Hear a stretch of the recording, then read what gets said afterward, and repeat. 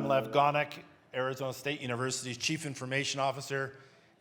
Pleasure to welcome all of you here and all of you online for the panel that I've been waiting for the last day. It's on January 18th of this year, Arizona State University entered into a partnership with OpenAI, the folks in the research and development group that gives the world ChatGPT. And there's a lot of reasons tied to our commitment at ASU for student success and for innovation to leverage disruptive technologies. Going all the way back to the birth of the internet, the browser, search, mobile, social, and now AI, universities have been very much at the forefront of the discovery of these technologies and has been very much involved in helping to shape them. The work that ASU is doing in AI today is indeed a commitment to shaping our education futures. But those same technologies have also been at the intersection of democracy and statecraft. And today on our panel, we're going to have an opportunity to explore those topics from an esteemed panel. It's my pleasure to introduce Sarah Margon. She directs the foreign policy group at Open Society Foundation, and joining her, no strangers to those of you here or online, Damon Wilson, the president and CEO of the National Endowment for Democracy, and Senator Joe Manchin, U.S. Senator from West Virginia. Sarah. Thank you. Good morning, everybody. It's great to be here to wrestle with something of a bear this early in the morning, so we'll do our best to get into it. I did want to say that the last time I was on a panel here at the Sedona Forum was with Vladimir Kara-Murza, and I know his wife, Eugenia, is somewhere in the audience, and I just wanted to say that we all are with you in solidarity, and we'll keep fighting. Thank you for being here. So you all know these two esteemed gentlemen. We're going to have a discussion that touches on a number of key points, but I just wanted to note the impact of the digital revolution on our democracy and our democracy work. I've been working on democracy and human rights issues for some 20, 25 years, and it's clear we're in a new phase. If you look domestically at the Russian interference in the 2016 election, Trump's use of Twitter to make policy announcement, if you look at countries like Ethiopia, Burma, globally, tech is changing how democracies work, and in some cases, making them less effective. The plus side is tech is empowering. We can all be citizen journalists. We know what's coming from the ground up. But the question of how we have credible information, I think, is really essential as we look globally, locally, nationally, and try to understand what's going on and making our own decisions. But it's also driving significant polarization. The secretary actually stole my line last night in thinking about the frame in which we all used to have. More or less, it was the same. You got your paper in the morning, you watched 3 to 5 channels. That was the basic way in which we all knew what was happening in the world. I still get a hard copy paper every morning, so I can have a full frame of what's happening, not what the algorithm pushes at me. But I know I'm in the minority here. In some cases, there are questions of access equity, but also widespread fear that tech is degrading democratic norms, standards, and practices, now faster than bolstering them. This goes to the question of guardrails and how we engage in fairness when it comes to technology. We're also looking at how authoritarians use technology, which can be extremely damaging. Monitoring of dissent, manipulation of information, promotion of disinformation, tracking political opponents, censoring communications. And here in the US, we have a fundamental transformation of how we engage each other as a result of all of this. What does it mean and what can we do about it? How do we engage? These are the questions that we're going to try to tackle in our short time frame we have together. Obviously, the advent of generative AI puts a whole new level on all of this. So we're going to try to get to some of this. I'm going to turn to you, Senator Manchin, for a few comments, then to you, Damon, and then we'll do some questions. Well, Thanks for being here. First of all, I want to thank Cindy McCain and the McCain family for being such a gracious host and doing this for now 11 years in a row. And John was my dear friend. I've always said about John, if you haven't been McCainanized as a senator, you didn't know John McCain or he didn't like you. So Cindy knows exactly what I'm speaking about.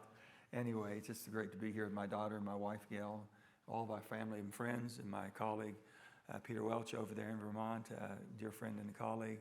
I think Sheldon was still here, maybe Sheldon Whitehouse, and I'm just looking to make sure that Mitt's not in the room because he'll attack the stage if you let him. Anyway, just, it's just changing world. It's, there's one thing I can tell you about. From politics, there's two things. First of all, you have two scenarios that happen, and you better be able to handle both. You have a crisis and a mandate. If you have a mandate, you have a chance to do something really spectacular and good. If you have a crisis, you have a chance to show your empathy and compassion for your fellow human being. You better make sure you do both of them and do them well. And you can't fake them. They got to be sincere. But today it can be faked. With all the misinformation, the way things can be changed and misinformed, we've got to be very careful about that. So I'm very much concerned about how we get our news. And another thing that I've always said is you better tell your story before someone tells one on you. It's hard to play defense and think you're going to win the game. It's hard to score points when you're on defense all the time. So if you tell your story first, but today, any story can be misinterpreted and misinformed.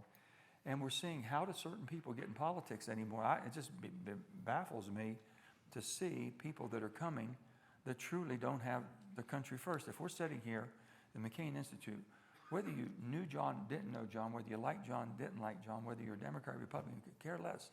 If you wanted to know what it was all about to be in public service, it was country first. And that's all John was, country first. Nothing more than that. The D and the R's never got in his way, as it's good for our country, let's do it. And today, they're coming there basically at self-service. And I've always said in West Virginia, we can shake your hand, look in your eyes and see your soul. We don't have a whole lot, but we have a little gut we can still go with. So most people have that. That tells you what's right and wrong. And another one, my grandmother says, you can't make wrong right. You can try. You can try to convince yourself that it's right, but it's not. So if that's the premise, then why don't we go to our instincts? Because unless we put some guardrails on what's coming at us, if we think internet, as much as internet did to change the world as we know it, for the better to a certain extent, and the economies that we have, but the damage. And now if you think that was challenging, wait till you see AI. If we don't put some guardrails on AI, if we didn't learn from our past mistakes, AI will be on steroids, what internet was. We made a mistake back in the 90s with Section 230, never corrected it. Still yet we haven't corrected it, but we should. And we should be working with the technology platforms to work with us. So I'm anxious to have this discussion and see how we can go and see how we can fix some of the problems we have. Thanks, Senator. Damon? Terrific. Thank you very much, Sarah. Senator, it's a pleasure to be up here with you. Let me just first say, we were talking back, you just mentioned almost everybody in this room, all senators have a John McCain story. But I wanted to say, first of all, thank you to Cindy, to Evelyn, to Rick. The legacy of continuing John McCain. I work around the world with frontline activists, many of whom are here in this room. And all of the activists that I talk to around the world, they have a John McCain story, because then when they were in trouble, when they were facing problems, the way he might have spoken to you in a brash argument over an amendment, as we were talking about in the Senate, the way he would do that to dictators, to autocrats, to defend those that were vulnerable, it had such an immense impact. And so thank you, Cindy, for continuing this platform of the ability to have Americans that believe in the greatness of our country, understanding that comes from standing behind those who are fighting for democratic values around the world. It was a really powerful statement to hear everybody around the world telling stories about your husband and their moment. People need it today in Ukraine and Georgia and all these places he cared a lot about.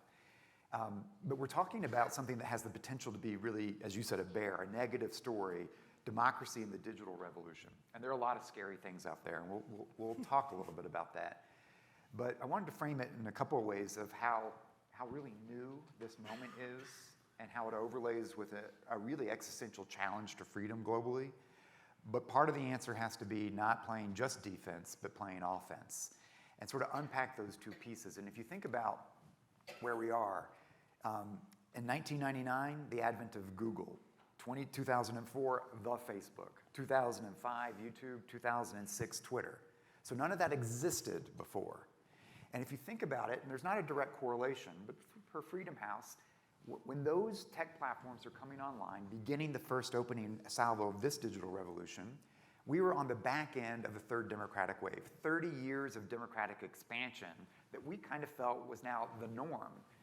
And what happened with the advent of these digital platforms, not a direct correlation, but we began a process of seeing, documented by Freedom House as others, some backsliding, the decline in democracy. But it's really been about 10 years since this has come together in a really sharp way. A sharp way that's been marked by an authoritarian resurgence where Xi has had paramount power, where Putin came back to take the seat that Medvedev was warning. It's illustrated by the seizure of Crimea. And this authoritarian resurgence, coupled with technology, took an environment in which democracy wasn't just facing challenges from populism or the long reach of the legacy of a financial crisis. Democracy and freedom were under assault because leaders like Xi and Putin determined that the only way to protect themselves was to undermine democracy abroad. And they embraced technology towards this end. Surveillance, face surveillance technology. It was practiced first on their own people, developing facial recognition technology that could detect the ethnic traits of Uyghurs, the DNA testing of Tibetans to be able to track them in society. We saw these types of things rolled out first to control populations at home, and then go on and export market globally to pass surveillance tools as tools of control, as tools of repression. And it had a really palpable impact on freedom. Before 2006, we saw maybe a 2/3 success rate when there were nonviolent civil resistance movements on the streets. You know, people like Leopoldo Lopez or Svetlana Tikhanovskaya would have been in power in Belarus and Venezuela if protests had happened 20 years earlier. Since this time, we've seen a great drop in success of nonviolent peaceful movements because of this empowerment. And yet we see the strength of free societies, of open societies to allow for innovation. And this is where, as we think about the guardrails, and we'll shape how to shape that, what we look at the National Endowment for Democracy, where with the support of Congress, we support 2,000 partners in 130 countries, working with the core institutes, IRI, NDI, who are here, on how to support people on the front line. They're using technology in remarkable ways to go on offense. And so part of this is, how do we use this moment to think about technology as a pillar of freedom and not just a tool of control? How do we help shape those outcomes? And there's some incredible stories. Roberto Patiño's here with us from Venezuela. This young man, working with the democratic opposition in Venezuela, used AI to help overcome barriers that the Maduro regime put up to try to undermine voters in the democratic opposition primaries, tried to obfuscate how to register, where to vote, used AI, and through Instagram and Facebook, 700,000 interactions, had an extraordinarily successful and unifying turnout among folks in Venezuela who could figure out where to go and what to do, because the interactions with AI helping them know where to go to vote, how to do it in a way that couldn't be repressed. Gary's here from Russia. We know from Golosh and Russia to watch what Golosh did with AI, to use video footage that was in voting booths in Russia, to actually be able to run all this massive amounts of video footage through AI to determine the percent of fraud that took place in Russian elections and have it documented in a way that's irrefutable. We see this over and over. Xiao Cheng, who runs China Digital Times, has used AI to be able to document where censorship has removed things about information in China, to show the gaps in the information ecosystem that's available to Chinese inside China, and to build a supplementary encyclopedia where Chinese can access the full story. And so we're seeing this all around the world, where people are trying to figure out how to go on offense and use these tools to protect their rights and defend democracy. It's messy, we'll talk about it, but offense is part of the response. Yeah, thanks, Damon. That's really detailed. I think the question that is in my mind is, what is our role in regulating the space so that we can effectively go on offense? So Europe has passed recently the Digital Service Act, which may be a model, right, for some other governments to regulate without overreaching. But where are we in the US? What is the role of Congress, right? You have executive orders that are only as good as the individual in the White House and the administration is willing to implement them until they're turned into law and they have money behind them. What is the role of the private sector? They are at this point too big, although perhaps too few, but too big not to be at the table and in the room. And this is a conversation that, for a while we were trying to wrestle the private sector into doing the right thing, but now they have to be at the table sitting with the governments. The power is there and they have a role to play. Senator Damon, if you could talk a little bit about how we can create those guardrails, not just based on what we've already done, but where we need to go so that it can return to being more positive than harmful. Well, you have to look at how we're elected. Look at the environment that we work in every day. I go to work every day in a hostile environment, and I say that for this reason. If you have a D by your name, you're expected that every R is the enemy. If you have an R by your name, the D is supposed to be the enemy. You're supposed to basically, if they're up for election, no matter how good of a relationship you may have with them, you're supposed to be against them. You're supposed to give money to the other person on the other side, whoever it may be. So this is the atmosphere. You got to change that first, but you got to change the character and the quality of the official elected representation. Democracy only works because we are an elected force by the people. And with that, we're supposed to represent the people that elect us. What's happening is weaponized. My daughter Heather and I started, Heather's got Americans Together. This group here, we're trying to give any type of remorse and basically resolute for people in the middle. When you come, if you're a centrist, if you're a center right, center left, and you get to Washington, there's no center to go to. You either go to the far left or far right. And there's no protection there whatsoever. So you either think, well, if I'm going to be in this, and I only have 2 caucuses to work with, how can I pull these far left and far right back to the center? 60% of us live in the middle.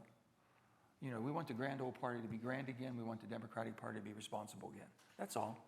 If you're a D or an R, that's what you're wanting. You don't want them to be far right, and you don't want them to be far left. And we're trying to do that. But, and again, when you look at what the information age, what internet has done to villainize, if you can villainize the other side, then and put them on defense, you can usually beat them. If you don't have an open primary process where you can get people who aren't connected or don't have the resources but might be the best candidate to get a chance to be a dark horse and compete. But basically, if you have the system designed to where they're controlling who's going to be in the Democratic primary or Republican primary, you can pretty much target what you're going to get. And I think that's where the biggest challenge comes right now. Can we use AI to try to lift up some of that and change, educate some of the states and some of the districts around this country, understanding how you can take that power back? But 60% of us have more power than 20 on each side, I can assure you. And we just haven't used it because no one's able to put that together. With technology, and I've said this, I've given speeches to, commencement speeches to graduates, and I tell them, I said, you have the chance to solve famine, energy starvation around the world, famine, if you will, disease, health care. We can solve all that with this new technology if we can keep it from doing all the harm that it can do too. So putting the guardrails on, this is where we need help from the private sector. What can you live with and still have the best of this new technology for the betterment of humankind? But what guardrails can we put to make sure the nefarious operations don't intervene and basically screw up the whole system? And that's what we're afraid of. We made this mistake with the internet. We know that. And I talked to some of the old senators and old Congress people that were there back in the 80s with DARPA, and then internet came on board in the 90s when the private sector took it, platforms, and they said, no, you got to give us some protection. We'll never grow. If we're subject to litigation, we'll never grow. They agreed with it, but they never had any basically chances to come back and balance that out again. So the guardrails were never put on. And once it flourished and did so well, they kept showing all the good. Forget about all the bad it might be doing. All the good is being done, so you don't want to put brakes on that. And that's where we got to where we did. So we have pretty quickly here. I want to use one thing. I was amazed. MIT gave their class, this is not a graduate class, just normal students at MIT. And they were given a task to see with GPT, to go and see if you could create a pandemic. This is the pandemic. This was during the pandemic. Within 1 hour, ChatGPT showed them not only how to do it, how to basically implement it within 1 hour. And these were not graduate students. These were normal students who got on ChatGPT, and it took them all the way from A to Z, how to create a pandemic, a worldwide pandemic, and implement it. And we're the best place to start it. That's the scary part. That's what scares you. Thanks, Senator. I don't think that middle ground of moderates is in Washington, because I think they're all here in Sedona, actually. Well, there's more than you think, but they just they don't have a home. Right. Damon. And these issues are related. I mean, what Senator Manchin, Senator Romney, others talk about, it is because of the digital revolution that created a way in which we consume information that has led to an environment that incentivizes polarization. It incentivizes polarization in political environments. If you want to raise money quickly, it's the clickbait, and it has transformed from just unhealthy clickbait on social apps to political strategies that push in all societies folks to the extremes. This was phase one of the real hangover that we had from the digital revolution. We're on the cusp of phase two, and that's generative AI. Yeah. And you've heard the stories of deep fakes. You've maybe seen some of these examples. We've seen Russian-backed AI deep fakes in the Slovak election. We're just at the tip of an iceberg of phase two of this disruption to democratic norms. And so you're right that the administration has made a first play with this executive order on artificial intelligence for safe, secure, trustworthy development and use of AI, and it essentially sets out an agenda of work. It sets out things that we need to figure out as an open society in a much bigger, broader global context. The safety and security, the issue of maintaining innovation and competitiveness, American competitiveness in this space, of protecting workers' rights that are impacted, bias that's built into AI, consumer protection, privacy, as well as how governments particularly use this and what our role is in international leadership. And it's that last piece where I'm focused at the National Endowment for Democracy about how we support actors around the world to have some fundamental principles as we go into this AI revolution. How do you actually keep human agency at the heart of this entire approach, and that the human maintains the center of a focus, and that it's built from that? A corollary to that is in a profit motive environment in which we're seeing vast amount of money going into AI, how do we actually think about constructing these from the beginning with guardrails that have an underpinning of certain democratic norms and principles built into the underlying foundations of technology? Third, I would say, is we're having these discussions, and some of them are happening in international settings, some of them, God forbid, at the UN, where you see China and Russia trying to stack the deck, or even in our own country. How do we ensure that the voices of those that are most impacted are part at the table helping to shape this, so that it isn't just governments and tech, but it's with civic actors, it's with political actors, helping to create guardrails that reflect what the impact is on local communities around the world. Let me ask one thing, if I can, on this, because we were talking in the back there, and what you've just gone over, we were saying, with almost all the information you have in every way you can get your news today, when Damon and I were talking, I just told him, I says, we've always thought you're entitled to your own opinion. You're just not entitled to create your own facts to support your opinion. But in today's world, you can find someone that basically will support your crazy opinions. You can find someone, oh, that's right. I saw someone, this social media here, this platform, whatever. You'll find someone who said, I told you it was true. This is what we deal with all the time, and how, and then when you look at what happened in the political world that we live in today, that we come from now, think about years ago and during the campaigns. Right now, we've written off about 40 states that aren't even important anymore in a race, because they're already cooked. You know what you're going to get. You got about 10 states now that are bellwether states. My God, in 1960, West Virginia was a bellwether state for John F. Kennedy. If he hadn't won West Virginia, he wouldn't have been president. Okay, we never thought of it that way. We just had, he come and did his thing, worked and everything. But now, we were talking in the back there, you have states now that are R10 or D5 or this or that. We never rated them that way before. That means that they have been able to weaponize the political system, that they can put a value to the brand.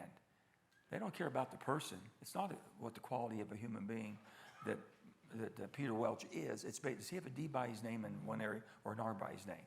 If he has a D, it might be a 5% vantage point or a 10% detriment. We've done that because of misinformation. We've been able to misalign and just, you're the enemy, and let me tell you, your brand is this devalued down to 10 minus 10, or an R10, or a plus 10. That's what we're dealing with. And those are hard ones, because then you got to say, okay, I'm going in there with a handicap of a 7% handicap. Yeah.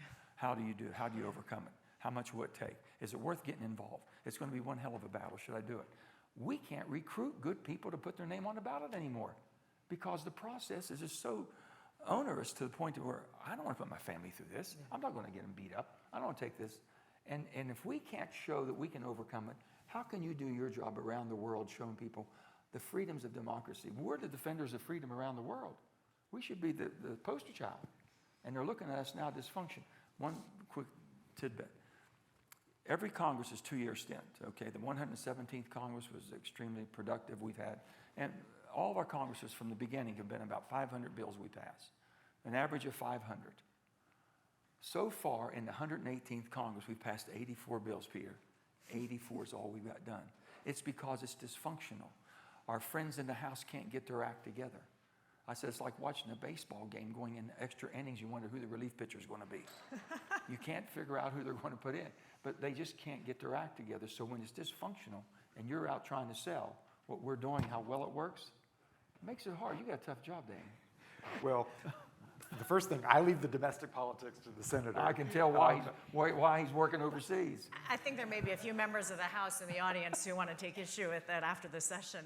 But I want to actually, what's going on here to me sounds like sort of a chicken and egg conversation. Is democracy, or sort of the core tenets of democracy, devolving because of tech, or is it devolving and tech is taking advantage of it? And I think this is a conversation that we've seen during periods of modernization across the board on every issue. I see Elisa in the front row, and I recall in the aftermath of 9/11, the conversation about the laws of war and whether or not the entire thing needed to be, all of the laws, Geneva Convention needed to be updated and modernized because the battlefield was different. It was not what it was in 1945. This is part of the evolution of democratic processes, but where this becomes particularly concerning to me is in democracies that are weak, nascent, that they don't have institutions that have a history of being resilient. Somebody said yesterday on the panel that institutions are only as strong as their leaders, and I think that is, on the one hand, very correct. On the other hand, let's not forget the thousands of people that also make up those institutions and the strength they bring to bear on their existence and their work. So there is also a role in nascent democracies, or frankly, Senator, in weaker states when it comes to their presence in the electoral process in more advanced democracies. And to me, this is a question of how you bring the polity in. It's going back to people, as you said. How do you bring organizations and people into this conversation in a way that it isn't just governments and private sector? Because that's a lot of big actors who have a lot of vested interests, and we're leaving out probably the most impacted if you're not looking solely at the bottom line. Sarah, we just made a big technique. We just voted, okay, on TikTok. Right. How many in the My crowd? 14-year-old's not very happy about that. Well, whatever. How many in the crowd believe that we did the right thing in voting to take TikTok out of the hands of the CCP, of China? And there's people that don't believe that. I understand.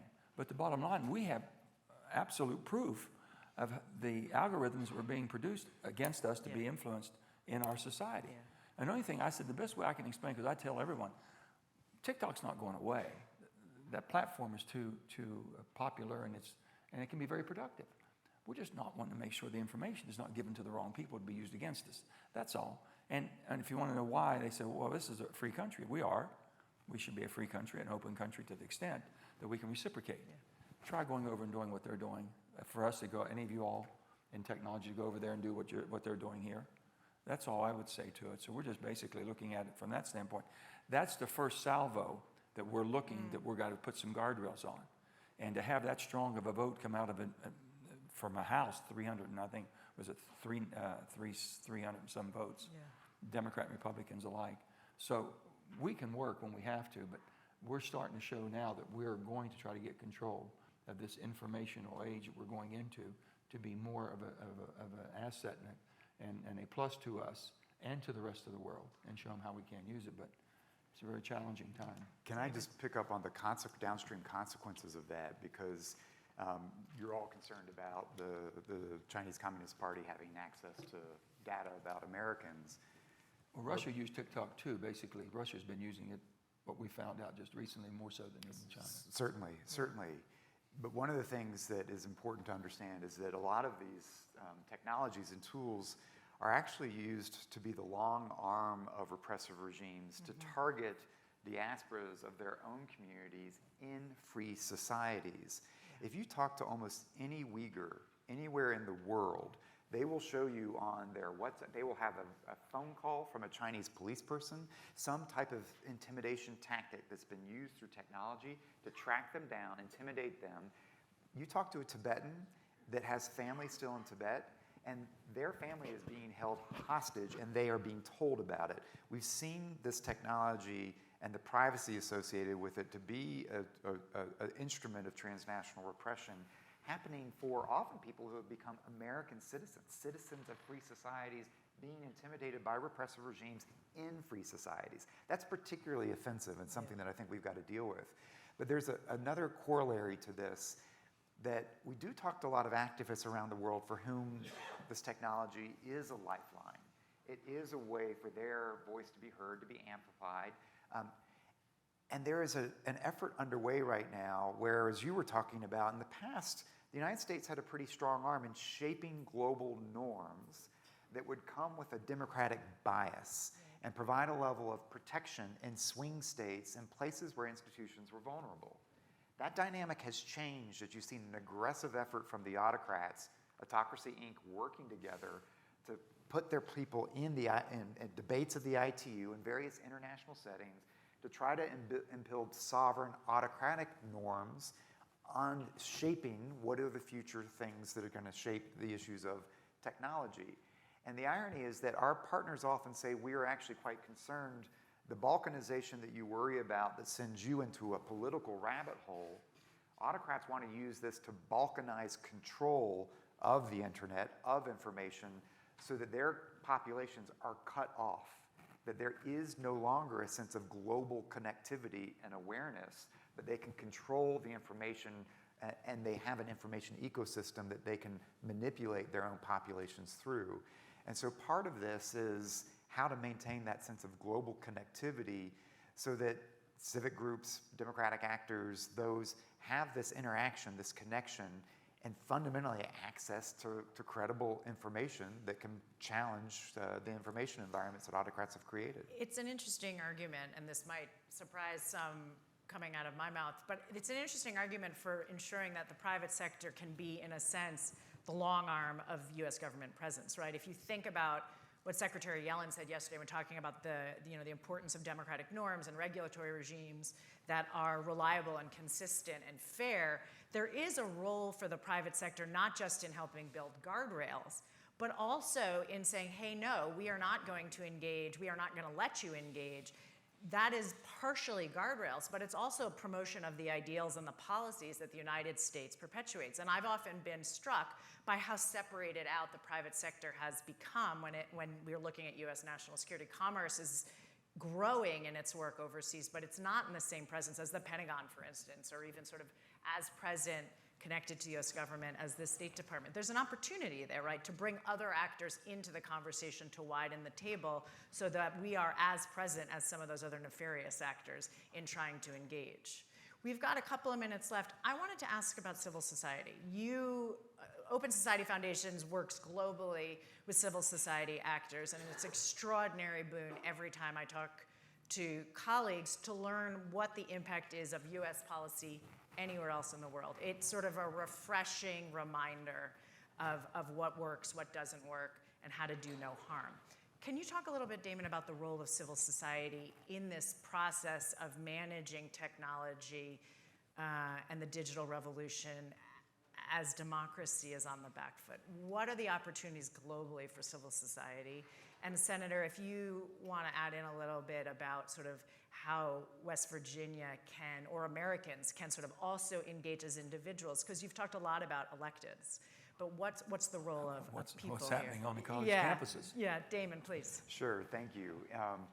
look, this is sometimes our frontline activist partners are sometimes the most vulnerable to what's happening, and sometimes the most incredibly innovative that surprise you. And so I think part of what we've seen is this sense of decentralization does lead to extraordinary innovations that are unanticipated in a way that is not central command and control, but it's letting ideas flourish. And so we see in unlikely places in Kyrgyzstan, there's an investigative media outlet called Kloop that has used AI to scour government procurement data and have backed it up to show how manipulated procurement processes have led to the enrichment of families of members of parliament and produced massive scandals of holding political actors accountable in an environment that is not a democratic environment where it's very difficult to hold people accountable. We've seen journalists in Brazil. Brazil has a very liberal Freedom of Information Act, but it hadn't been really used very much. There's a ton of information out there. And we've seen a couple of Brazilian journalists build AI around all available public data in Brazil that has trained AI to help journalists now expose irregularities, expose hidden accounts, and to become a real asset for holding governments to account. And so part of this is embracing the things that we don't control and letting people actually try to, with guardrails that are put in on the policy side of this issue, experiment on how we go on offense and not just sit back and be victims of this. But the second part of this equation is that oftentimes the bigger level conversations will be government dominated, sometimes with private sector there. We have found that by putting civic actors who are the ones who often are impacted in their own struggle in their own society at the table to help shape the debates and the norms, it's really important. And it's important to do the right way because we've now seen China gets all these government-sponsored NGOs and has them sign up as civil society for all the UN convenings. But to have genuine civic voices at the table with private companies, with government actors, and shaping these norms is a critical element, I think, to getting these rules right. Thanks, Damon. Senator. Let me just say, first of all, we have 435 members of Congress, 100 senators, and 535, 100 senators, 435 congresspeople. And you would think that we're all well informed. We all have these briefings continuously, Jack. You know how they take us down into the skiff and tell you anything you want to know and anything you want to ask, you can do. How those very, very informed people can still make decisions that we shouldn't be funding Ukraine. Some vote not to fund Ukraine. They know exactly what we know. We've heard it all. If we don't stop there and what we've been able to do to show the true Russia's intent and where they would go and how they would progress. But still yet you have that. You have basically what's happening in Israel and the horrific war going on. They would make you believe that Israel attacked Palestine, the Gaza Strip, or the Hamas. It's just the misinformation. And then to take it to the campuses and make people believe that, and Cindy was telling me, I know she hasn't said this yet, but you know, you haven't heard about basically the world, the feeding of people in despair and her world program that they have that Cindy runs. 2 days ago, 30 tractor trailer loads of food was stolen by Hamas, not to feed their own people. You don't hear that. Where's this information coming? What are we feeding the public to get all this? And they're targeting in America. So when you have politicians that basically are believing that or basically playing to their base in order not to, you know, because of the misinformation, and they wish not to fight it.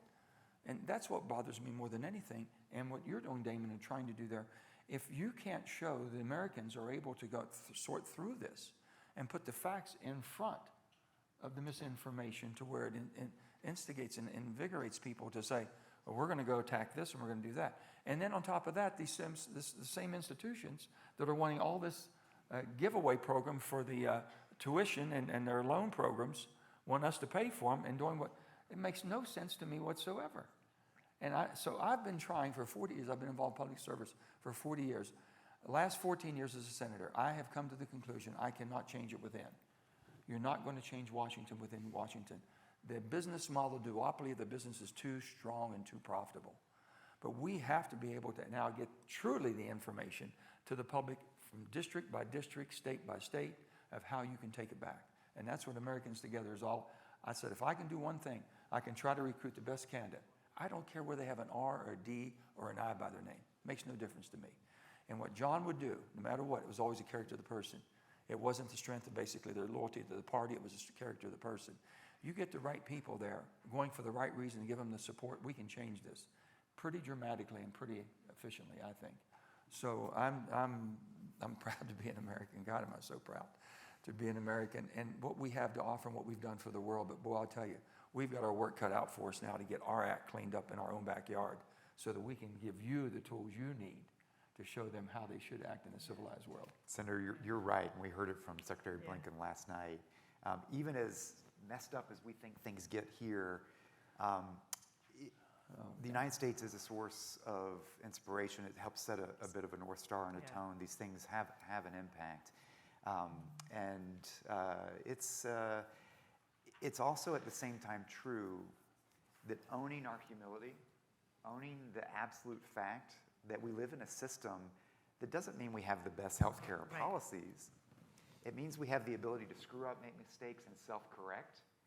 And that accountability, that self-correction, that sense of humility sometimes makes us better partners of people around the world, understanding we're not here to sell you the United States as model. We're here because you have a belief in your own country, your own values, your own democratic aspirations, and we're just here to say, we got your back, we're with you. And demonstrating, despite our divisions, strong American public support for actors in their own countries to fight for their democracies, it's a pretty powerful statement of the American people, standing by people's ability to make their own mistakes, but have systems where they can self-correct. And I think having that humility can be more effective sometimes in helping show we're behind you. It's your country, your values, your fight, and we're just here to say, we got your back. It is, we have a blinking red light, so I got to wrap us, but I would say that it is the humility and the partnership and the evolution, lest I use my organization's name on the panel, of being part of an open society that is so important for us to show. I want to say, Senator, when you join us on the outside, life's not so bad. Sometimes you get things done a little bit more quickly. That's what I hear. I'm looking forward to it.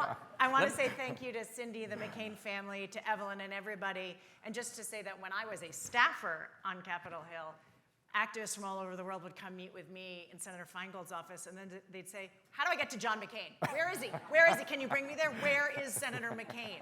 And it was sort of a constant refrain, so we always would walk over to his office and say, here he is, and he would see everybody. Sarah, what we also remind everybody is that the United States of America is a superpower of the world, not because of our super economic powers and not because of our super military powers. But you have to have super negotiation, but more than anything, you have to have super compassion. Yeah. There's not another country in the world willing to step up that wants to do it or can do it, everything that we're doing. So we are the hope of the world, and if we don't get it right, God help us all. But I think, as Damon says, we can fix what we've got wrong. We're the only country that can correct ourselves if we have the desire to do it. So I'm looking for a few good people here who want to run for Senate and Congress. Raise your hand. We'll get you a good campaign and help you, okay? God bless America. God bless America. Thank you. Thank you, Senator.